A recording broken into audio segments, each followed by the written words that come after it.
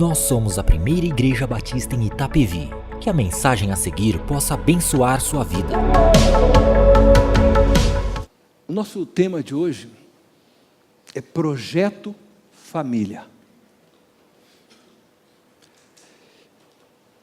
Na Trindade, a família ela encontra sua referência originária, o seu arquétipo, sua fonte, né? Sua causa, o seu modelo.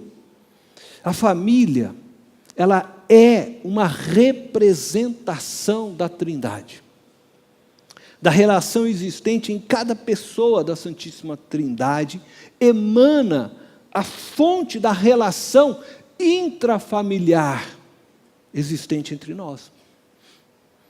A Trindade, ela é o modelo e referência para toda a família, que é chamada a ser uma comunidade de vida e amor, onde deve existir uma relação especial de unidade e fidelidade, segurança e respeito.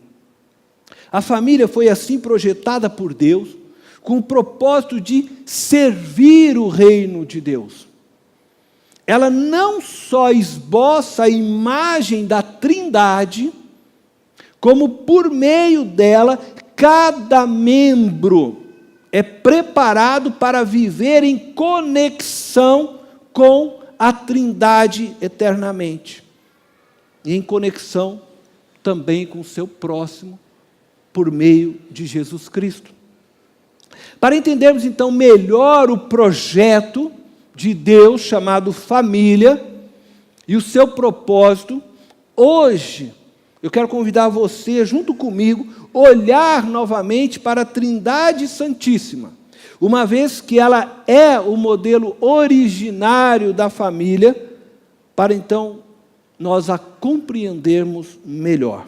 E eu quero começar mostrando então para vocês a estrutura familiar.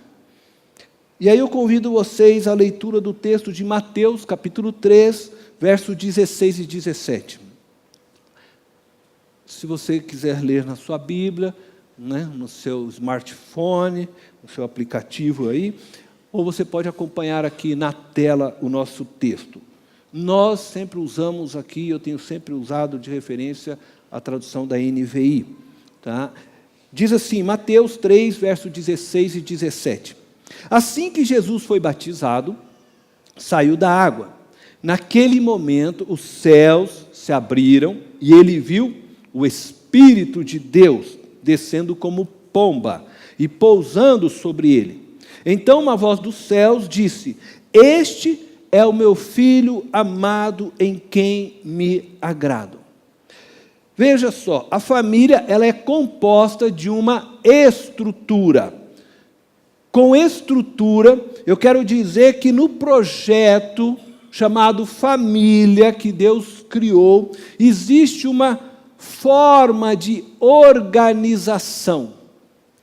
E no texto que nós lemos, nós encontramos as três pessoas da Trindade reunidas no evento do batismo de Jesus. Aproveitando e falando de batismo, né, que nosso culto próximo acontecerá o batismo, assim como o Pai, como o Espírito participaram lá do batismo de Jesus, convide seus amigos a participar, convide sua família, né, para estar aqui, mesmo que não é um dos seus parentes que irá se batizar, mas convide, porque é um grande momento oportuno da pessoa entender aquilo que significa, né, ser um discípulo de Cristo. Fica aí estendido, né? Tá? Bom, então vamos lá. No texto que nós lemos, eu volto, encontramos então as três pessoas da Trindade reunidas neste evento, o evento do batismo de Jesus. A estrutura familiar da Trindade, ela está claramente representada pelos papéis de cada membro dessa estrutura. Então nós temos na Trindade Pai, Filho e Espírito Santo.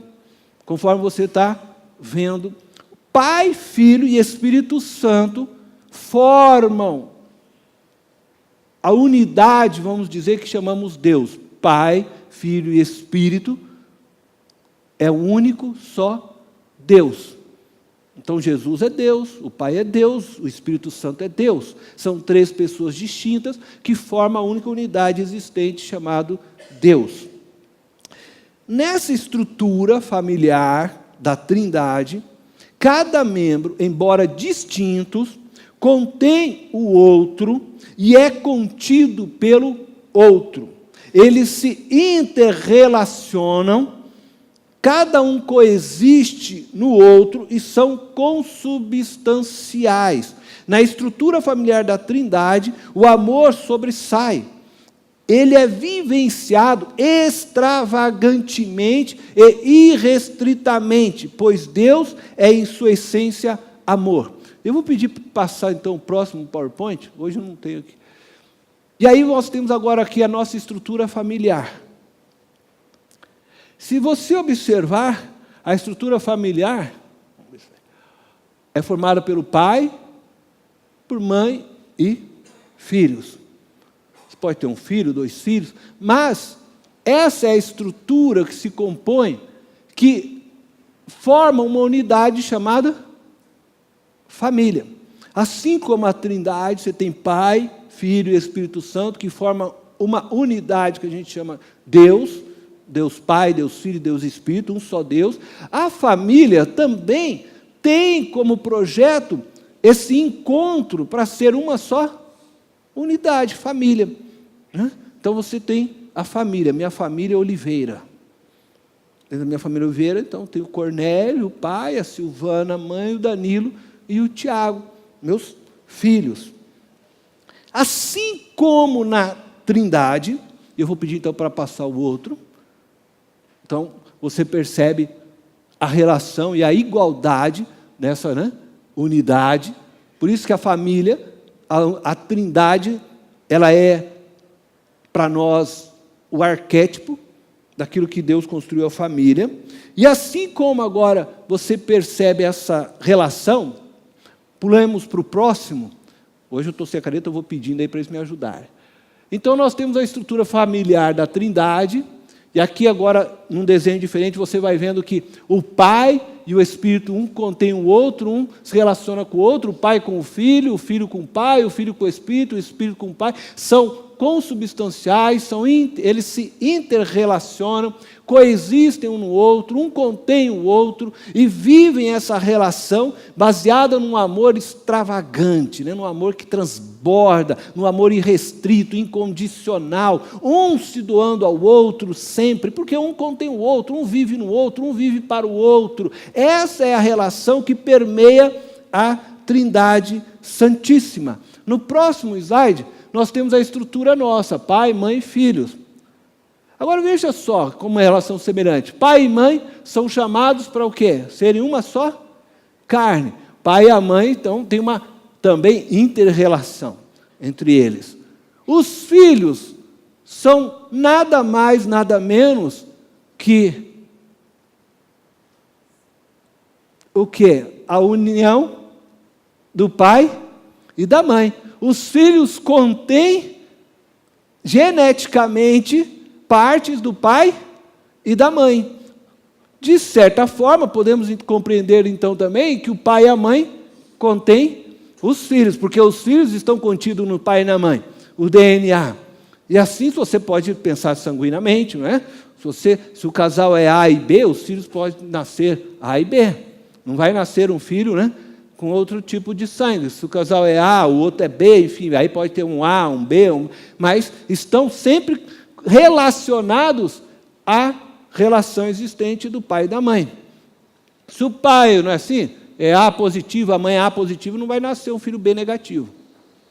Não é? Por quê? Porque eles herdam, eles vêm do pai e da mãe.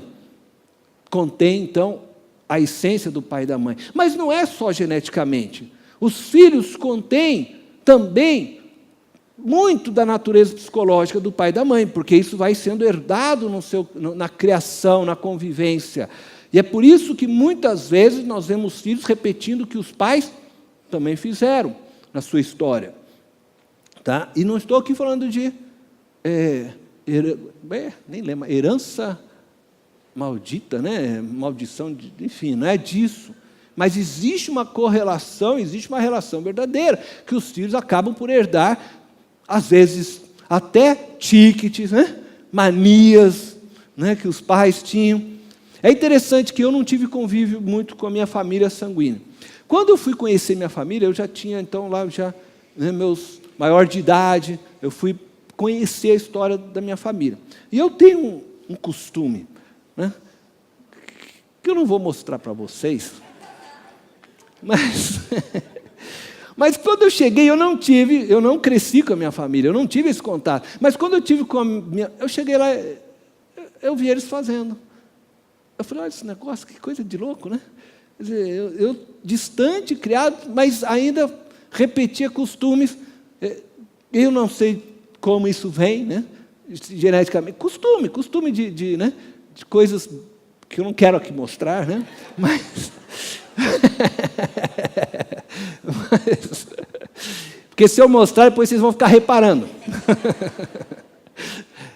Mas que eu achei, eu falei assim, olha só, realmente é minha família, né? Identificou. Então, só que assim como a Trindade, nós somos chamados para viver o quê? Numa relação também de amor. Assim como a Trindade. Um existe no outro, não é assim? O pai, a mãe, os filhos, um vivendo nessa relação de amor. E interessante é que o pecado causou para nós um dano e nós não vivemos nessa plenitude de amor que a Trindade vive. Nós vivemos no amor imperfeito, mas ainda assim vivemos numa relação de amor. E essa relação que permeia, né, as nossas vidas e a família.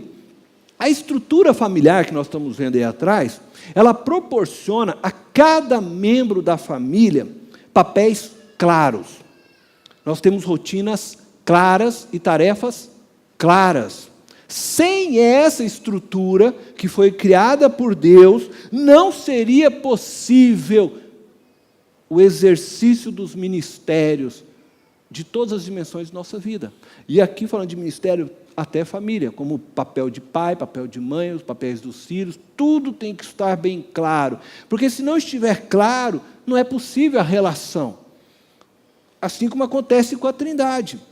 Na Trindade, o pai é o grande arquiteto, o pai é o idealizador, né, de toda a criação. Né? Podemos passar para frente, por gentileza. Olha lá, a gente tem o pai como, né, aquele que projetou, sonhou a criação. O cabeça, nesse sentido, vamos dizer assim, idealizador da criação. Nós temos o Filho, Jesus, que é aquele que mantém, que sustenta toda a criação feita pelo Pai. Nós lemos, né, em Colossenses que nele tudo subsiste. É Ele que faz com que essa criação continue existindo. Então, Ele é aquele que vem e organizou tudo aquilo que o Pai desejou e sonhou. E Ele fala isso diversas vezes, eu vim para fazer a vontade do meu Pai. Eu estou aqui para cumprir a vontade, toda vez Ele falava, do meu Pai. A vontade do meu Pai é a minha comida, né? É nela que eu vivo, é nela que eu me sustento, né? Jesus diz. Então, Ele vem para realizar aquilo que o Pai sonhou e idealizou, e Jesus vem e faz. E o Espírito Santo, nesse papel, é aquele que traz a vida, é aquele que embeleza a criação, que faz a vida fluir. O Pai sonhou, pensou, vamos fazer o homem à nossa imagem e semelhança. Aí Jesus vem, Ele transforma, Ele sustenta, e o Espírito vem e faz que a vida flua, né? Aí levanta lá o Adão, né? Porque diz o quê? Que o Espírito de Deus vai, né, soprar, Ele vivifica. E até hoje, é o Espírito que é derramado sobre nós e que nos vivifica, que nos faz entender toda essa obra. É Ele que embeleza. E da mesma forma, então você pensa lá, o Pai, né, é aquele que vem sobre a casa, idealiza, Ele traz a missão, Ele deixa claro, Ele é o cabeça do lar, Ele vai mostrar o caminho que nós vamos construir como família. Aí a esposa é aquela que mantém tudo isso, que sustenta.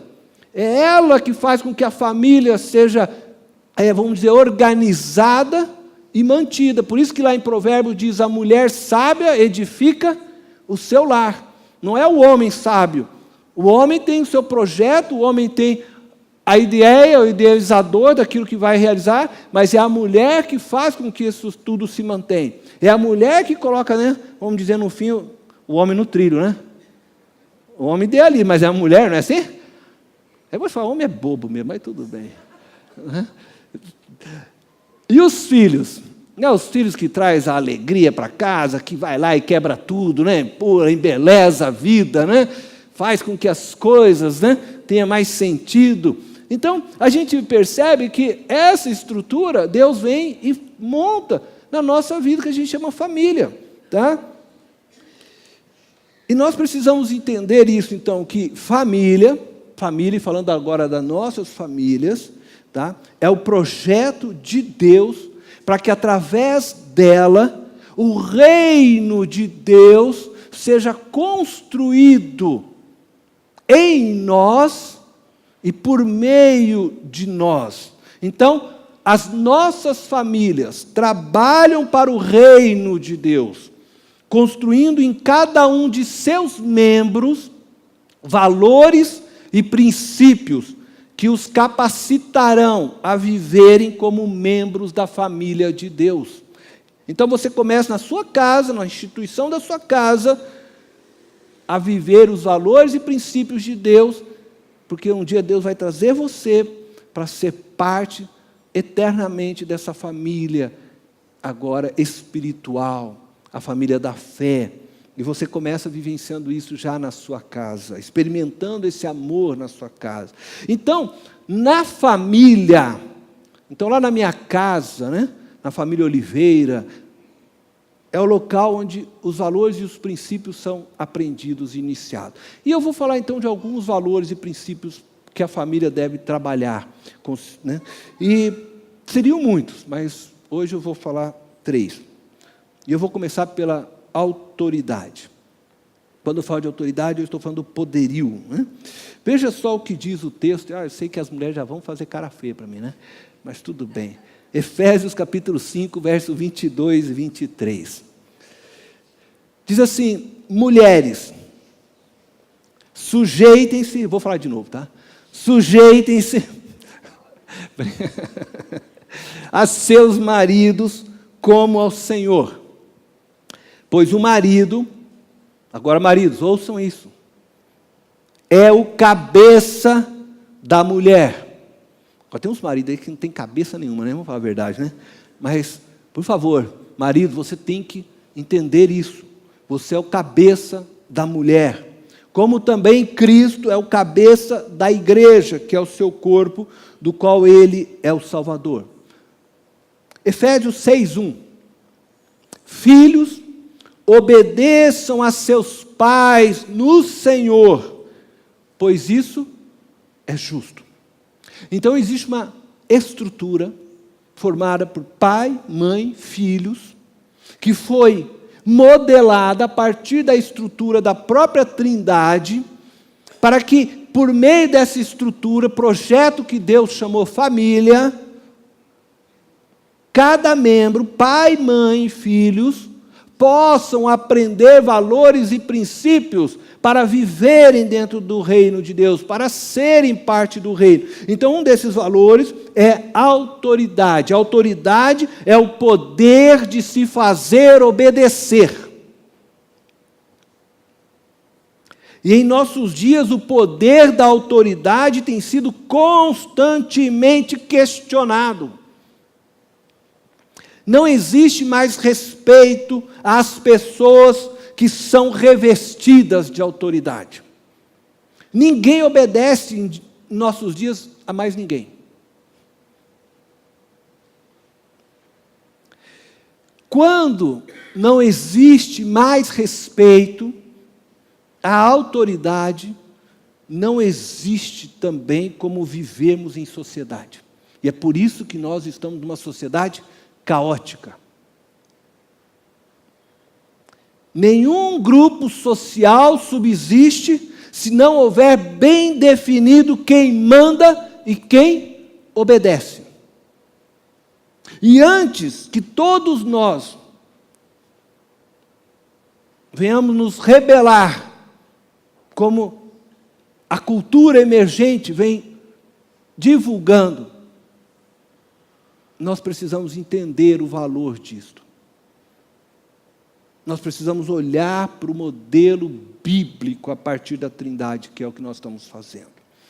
E eu quero que você entenda que, ainda que sejamos todos iguais diante de Deus, ainda que o pai, que a mãe, que os filhos, diante de Deus, sejam todos iguais, a oração do pai não é maior ou melhor do que a da mãe ou que a dos filhos, porque para Deus todos somos filhos. Ainda que sejamos dessa forma, Deus nos colocou diante de uma estrutura onde cada um tem uma função nessa estrutura, tem um papel dentro dessa estrutura familiar, assim como eu mostrei para vocês na Trindade. E cada um deve respeitar o outro dentro do seu exercício, dentro da sua função. Veja só, eu não estou aqui falando de uma obediência cega, tá? Não é disso que eu estou falando. Sabe, de alguém que manda simplesmente porque ele se considera mais forte, né? É o homem machão. Quer chegar em casa e acha que vai mandar na mulher porque, afinal de contas, eu tenho muco que você não tem. Não é isso. Não estou falando disso, isso é machismo e não existe espaço na vida da igreja para isso. Assim como também não existe espaço na vida da igreja, do projeto de Deus, para esse movimento chamado feminismo. Eu não estou falando de mandar porque é mais rico, ou que manipula o ganho, né? Porque hoje muitos casamentos acabam assim, não é? É o marido que às vezes, sabe, oprime a mulher, porque afinal de contas quem paga aqui a conta? É? Nunca ouviu isso? Quem manda aqui sou eu, porque eu que pago a conta. E hoje as mulheres também fazem isso agora, né? A mulher fazendo assim. Quem paga a conta agora sou eu, né? Não é mais o homem, e a mulher vai tomando conta. E eu não estou falando de poderio, de autoridade baseado nisso. Isso é uma coisa errada, né? Nós precisamos viver dentro da estrutura ensinada por Deus, aonde Deus deixa muito claro o papel de cada um dentro desta estrutura, quem exerce a autoridade e quem obedece. A família é a estrutura que deve ensinar seus membros a viverem debaixo da autoridade, ensinar a viver debaixo da autoridade. Dentro de casa é preciso existir o exercício da autoridade. Então eu vou dizer para você, pai, você precisa, às vezes, bater na mesa, no bom sentido aqui, tá? E deixar claro para seus filhos quem manda. Você não pode ser manipulado pelos seus filhos. Muitas vezes você vai ter que bater na mesa, e volta a dizer, tá? Figuradamente, né? Quem manda? Pai, quem manda aqui sou eu, menino. O filho precisa aprender que existe autoridade, que a autoridade precisa ser respeitada. E se você não ensinar isso para o teu menino de pequeno, ele depois vai chegar e vai bater nos professores na escola. Porque ele não sabe quem é autoridade. Ele aprendeu que na casa dele ele é autoridade, no fim ele manipula os pais, manipula todo mundo e acha que pode fazer isso com os professores, ou ele vai amanhã depois fazer isso com um policial, e vai... Por quê? Porque não se ensina em casa sobre autoridade. É preciso que a gente comece a fazer isso nos nossos lares. Mas tem que fazer isso quando o filho ainda é pequeno. Você não vai tentar fazer isso depois na adolescência que a coisa vai pegar. Porque você não semeou e não trabalhou isso direito. Você, esposa, você precisa saber que a autoridade maior em sua casa é do seu marido. Você manda no filho, mas deve obediência a seu marido. Marido, você deve compreender que você está também sujeito à esposa e no filho. Preste atenção nessa... A estrutura familiar a partir da autoridade. Foi assim que Deus fez. Pai tem autoridade sobre a mãe. A mãe tem autoridade sobre os filhos. Não tem flecha de volta, não. Obediência. Filhos obedecem a mãe e o pai, em contrapartida, não é? A mãe deve obediência e sujeição ao pai. Eu sei que falando isso, talvez muitos aqui já estão olhando e falando, esse pastor é conservador. Não achava que ele era assim. A Bíblia diz isso. Agora tem uma coisa, muda para mim, por gentileza. Agora eu quero que você entenda isso aqui, pai. A bola não está com tudo isso que você está pensando, não. Preste atenção. Voltamos aqui, então você viu como é que funciona. Mas Deus é tremendo, né? Deus diz assim, Efésios 5:21, sujeitem-se uns aos outros. Aí, entenda agora isso aqui, pai, preste atenção, você que é marido, homem, preste atenção, tá? Você está sujeito à esposa, está sujeito aos seus filhos. É uma sujeição baseada no amor. Por isso Jesus diz, marido, ame a sua esposa como eu amei a igreja.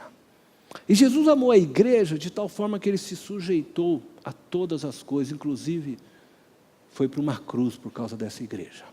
Quando você, marido, entender que você deve amor à sua esposa, aos seus filhos, e que esse amor que se espera de você é uma entrega plena de você para eles, você pode ter certeza que a sua esposa e seus filhos vão ter prazer em respeitar a sua autoridade, em ser obediente, porque há amor de verdade nessa relação. Amor de Cristo, amor que se doa, amor que se entrega, amor que pega o pratinho e vai lá na fila para lavar o prato, né? Amor. E nós todos, segundo Efésios, estamos sujeitos, na verdade, uns aos outros. Mas dentro do nosso papel lá dentro da casa, a mulher tem uma sujeição especial ao seu marido. Por isso Jesus diz, a Bíblia fala isso, ensina. Mulher, sujeite-se ao seu marido. Mas isso não isenta o homem de estar sujeito. Porque tanto o homem quanto a mulher se unem e se tornam uma só carne. Você vai destruir a sua carne? Se você não cuidar de si mesmo, quem vai cuidar? E a sua esposa agora é uma carne com você que você precisa cuidar, amar, satisfazê-la, olhar para ela com apreço. Então lembre-se disso, sempre sujeitem-se uns aos outros.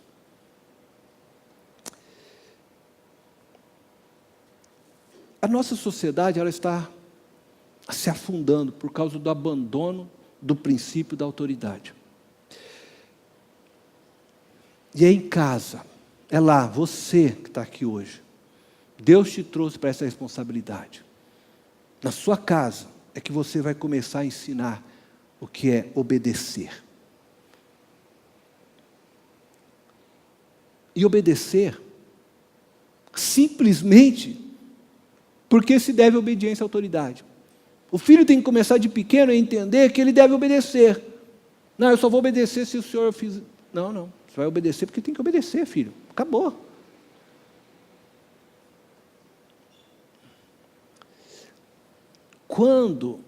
Veja só, quando eu obedeço, somente porque eu concordo com aquilo que foi me pedido, somente quando eu entendo o que foi me pedido, de fato eu não estou obedecendo. Eu estou servindo a mim mesmo, porque aí opa, isso aqui me interessa. Isso aí você fala para o teu filho assim, vai lá comprar uma coca para ele, vai. Aí você pede para o filho, leva o lixo. Não, estou fora. Essa obediência feita só quando lhe traz benefício não é obediência. Ele não está aprendendo a obedecer. Ele está fazendo um jogo de interesse. Isso é bom para mim? Opa, então estou dentro. Não, isso aqui eu não gosto, eu não concordo. Eu não obedeço, aí já levanta. O filho precisa aprender a obedecer. Há muitas coisas que nós precisamos obedecer. E nós não gostamos, né? Você tem que pagar IPTU. Você gosta de pagar IPTU? Você gosta de pagar IPVA?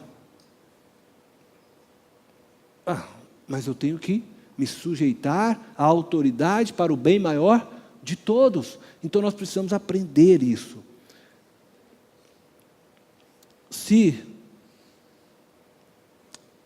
Josué, não tivesse ouvido a Deus e obedecido a Deus na sua ordem, as muralhas de Jericó não teriam caído. Agora pensa só, Josué, guerreiro, era alguém que estava acostumado já a lutar agora, essa altura. Aí ele recebe a seguinte ordem de Deus. Deus diz para ele assim: Josué, você vai acordar cedo com todos os teus soldados, tá? E levanta e vai todos os dias dar uma volta, 7 voltas. Né? Você vai dar 7 voltas em volta da muralha de Jericó. Aí Josué talvez pudesse falar: mas Deus, para quê? Não, faça, porque daí eu vou cair. Mas como que isso? Vou ficar dando volta lá e o pessoal olhando, pensando que a gente é bobo. Cara, né? Circula aí 7 vezes. Aí vem no outro dia, 7 vezes. Aí vem no outro dia, 7 vezes. Por 7 dias, né? Fazendo isto, 7 vezes. Ele não questionou Deus. Se ele entendeu, não entendeu. Deus mandou, eu obedeço. Nós precisamos que nossos filhos entendam isso. Às vezes, você pode não entender nem compreender, mas você precisa aprender a obedecer, porque o obedecer sem compreender e entender é o obedecer de confiar. Eu confio que meus pais sabem o que estão fazendo, eu confio que Deus sabe o que está fazendo, e a nossa relação com Deus, ela acaba sendo afetada por isso, porque nós aí começamos a não mais obedecer. Não, eu não obedeço. Deus fala que Deus tem que me dar primeiro todo o mapa, explicar as regras, como é que é o negócio. Não é? Abraão chega a Deus, mas espera aí, Deus, não, vai que depois eu te mostro. Ele levantou, pegou tudo e foi. Bom, outro princípio, meu tempo está aqui curto, né? Responsabilidade. 1 Pedro capítulo 4, versículo 10. Cada um exerce o dom que recebeu para servir aos outros, administrando fielmente a graça de Deus em suas múltiplas formas. Existe um serviço que preciso realizar. Existe um serviço que você precisa realizar como parte da sua existência. Existe uma tarefa pela qual Deus colocou sobre a sua responsabilidade. Deus te deu um dom, Deus te capacitou com conhecimento, Deus te colocou dentro de um grupo de família, Deus te colocou dentro de uma igreja, Deus te colocou em determinado local de trabalho e te deu coisas que é para você fazer. É sua responsabilidade. A responsabilidade é outro princípio que nós aprendemos em casa, com a nossa família. Quando falamos aqui de responsabilidade, nós estamos falando de dever para com o outro e conosco mesmo, dever para comigo, para com você. Isto é, da obrigação que temos de responder por nossas ações e palavras, visando o bem da nossa família. E devemos entender que essa responsabilidade serve para todas as dimensões sociais em que fazemos parte. Eu sou responsável por mim e sou responsável por todos que me cercam. Eu não sou responsável só por mim, eu sou responsável pela Silvana, eu sou responsável pelo Danilo, eu sou responsável pelo Tiago, meus filhos, eu sou responsável como pastor aqui na igreja, por vocês, por aquilo que ensino, por aquilo que falo, eu sou responsável e vocês todos têm as suas responsabilidades que Deus colocou sobre vocês. A responsabilidade é um ato de servir porque sei que determinada tarefa compete a mim fazê-la. Sirvo porque já compreendi quem é a autoridade e porque sei qual a minha responsabilidade dentro de minha casa, dentro de meu trabalho, dentro da minha escola, diante da sociedade que eu estou inserido. todo ajuntamento, todo grupo social só funciona quando cada um sabe bem claro qual é a sua responsabilidade. Não adianta eu só saber quem manda e quem obedece, eu também preciso saber qual é a minha responsabilidade na tarefa e até onde vai a minha tarefa. Nem tudo é sua responsabilidade. Entenda isso. Nem tudo é sua responsabilidade. E aprenda, às vezes, a dizer: isso não é problema meu. Ou você será refém de todas as pessoas. Aprenda a dizer não. Na vida a gente precisa aprender a ter equilíbrio com todas as coisas. Eu tenho que servir, tenho, mas eu preciso entender que existem responsabilidades que não são sobre mim, não me pesam. E eu sei qual é a minha tarefa como pastor. Durante esses 21 anos de pastorado, eu sei o que Deus espera de mim. Sei qual é o meu dever. E nessa longa caminhada, muitas vezes, muitas pessoas vieram tentando jogar sobre mim tarefas que não são minhas. Tarefas que às vezes pertencem ao corpo, à igreja. E algumas ainda às vezes tentam, né? E às vezes, quando pessoas fazem isso, e talvez você vivencia isso, elas por não saberem, talvez até mesmo, inocentemente, não distinguir bem as próprias tarefas, acabam tentando muitas vezes jogar sobre nós tarefas e nos fazer ainda sentir culpados, né, por não fazermos determinadas tarefas que não são nossa responsabilidade e que Deus não está esperando de nós. Responsabilidade é assumir o que me compete e não as responsabilidades dos outros. E isso se aprende em casa. Você precisa ensinar seus filhos a assumir as suas responsabilidades. Às vezes eu posso ajudar o outro, sim, com as suas responsabilidades. Ele não está dando conta, né? Eu posso tentar ajudá-lo. Mas eu não posso assumir as suas responsabilidades. Às vezes eu posso me unir numa parceria de trabalho, contudo, eu não devo assumir o trabalho que compete ao outro. Então entendo o que eu quero dizer e eu vou dar exemplo para isso. Pai, você não deve fazer a lição de casa de seu filho. É responsabilidade do seu filho, foi dado pelos professores para o seu filho, para a sua filha. Você pode ser parceiro. É diferente. Como eu disse, às vezes a gente ajuda um irmão, uma irmã, mas eu não posso assumir as responsabilidades do irmão e da irmã. Então você pode ser parceiro na sua tarefa que foi lhe dada para fazer em casa, mas não fazer a tarefa, porque tem pai e mãe que é assim, né? O filho vem: pai, mãe, você pode me ajudar a fazer a tarefa? Daqui a pouco ele já entrega resolvidinho para ele. Eu falo: mas aí você não ajudou o filho. Mãe, tem mãe que às vezes quer escovar o dente do filho. Mãe que, né, amarra o tênis do filho. O moleque já está com 7 anos de idade e não sabe amarrar o tênis. Até quando? Ensine responsabilidade. É amor isso. Agora, por outro lado, pai e mãe, você não vai exigir que o seu filho pague a mensalidade da escola, pague a conta de luz, ponha comida na mesa. E eu estou aqui me referindo, né, a filhos menores de idade, né? Então, pai e mãe, quando o seu filho errar, deixe ele assumir também a responsabilidade dos seus erros. Corrige-o em amor. Caminhe lado a lado com ele, mas deixe que ele responda por seus próprios atos. Quando eu pastoreava uma igreja, já há alguns anos atrás, certa vez uma mãe veio a mim, aflita. O seu filho havia roubado um CD Hoje a gente quase não usa CD, né? Mas havia roubado um CD de uma dessas lojas que vendiam CD musicais. E aí ela veio e perguntou assim, pastor, eu descobri que meu filho roubou um CD de uma loja.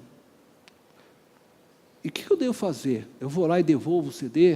Aí eu falei para ela, não, você vai chamar o seu filho e vai falar para ele ir lá devolver o CD. Mas vai com ele, acompanha ele, para que ele peça desculpas, para que ele sinta a responsabilidade da devolução, a experiência, e assim ela o fez. E seu filho mais tarde estava lá na igreja, crescendo em Deus, aprendendo, passou a vergonha, a mãe passou junto. Às vezes ser pai e mãe é isso também, né? A gente passa vergonha junto, mas trabalha para que os filhos cresçam, para que ganhem autonomia. Nós precisamos criar nossos filhos com responsabilidade. Precisamos que ele assuma os seus próprios atos, ensiná-los a viver assim. Eu vou encerrar. Eu ia falar sobre a emancipação, a autonomia, mas eu vou encerrar aqui, devido ao nosso tempo. Mas eu quero concluir algo com vocês. Assim como a estrutura familiar da Santíssima Trindade, ela contribui para que todos os planos e projetos de Deus se realizem, e nós vimos cada um exercendo a sua atividade, a sua função, o seu papel. Também a nossa estrutura familiar, que Deus criou, ela contribui para que nós possamos aprender a vivermos de forma digna do Senhor nosso Deus, respeitando as autoridades, assumindo a responsabilidade de nossos atos e vivendo então nessa autonomia conquistada por Cristo na cruz, por nós. Porque Cristo nos fez livres. E livre, liberdade, autonomia, ela tem que ser vivida com responsabilidade. E é por isso que nós, pais, precisamos ensinar nossos filhos de pequeno quem manda e quem obedece. Depois você ensina ele sobre responsabilidade. Então ele já sabe quem manda e quem obedece. Aí ele aprende responsabilidade. E depois você vai dando autonomia. Vai soltando o seu filho. Deixe ele começar a tomar as decisões sozinho. Né? Chegou um momento que eu falava para meus filhos. Pai, eu preciso... No começo eu tinha o costume de ir lá, resolve as coisas na escola. Eu falei, não, agora você vai lá e conversa. Ah, eu preciso lá. Vai, pega um ônibus, se vira, meu. Aprenda a falar isso pro teu filho, se vira, meu. Tem medo de falar não, porque amanhã ou depois podemos não estar mais ao lado dos nossos filhos. Ensine seu filho a ter autonomia, tudo no seu tempo, mas ensine ele a ter autonomia. E que essa autonomia seja feita sobre a responsabilidade, porque autonomia sem responsabilidade vira libertinagem. Que a sua família possa viver como a família de Cristo, a família da Trindade. Que a sua casa seja uma representação do lar de Cristo, para a glória do nosso Deus. Feche os teus olhos. Eterno Deus, somos gratos, Senhor, por Tua palavra, somos gratos por Teu ensino, somos gratos pela Tua direção, e a nossa oração é que nós, pais, possamos verdadeiramente sermos instrumentos do Senhor para a educação dos nossos filhos, para que nós possamos, Senhor, construir o Teu reino a partir também de nossos filhos. Ajuda-nos, Deus, a criá-los, ensinando a eles autoridade, ensinando, Senhor, a eles respeito e delegando a eles autonomia, liberdade, que possamos viver e ser família, assim como Jesus, o Senhor se relaciona com o Pai, com o Espírito contigo e com o Pai, que assim seja, Senhor, que nós possamos viver o projeto família, pensado e elaborado por Ti, Deus. Senhor, é aquilo que nessa noite eu não consegui falar ou explicar, Eu oro para que teu Espírito possa fazer sobre cada um. Em nome de Jesus. Que as famílias dessa igreja sejam abençoadas. Que as famílias dessa igreja sejam modelos, exemplos, para que a nossa sociedade, Deus, possa ser construída sobre o teu amor. Em nome de Jesus.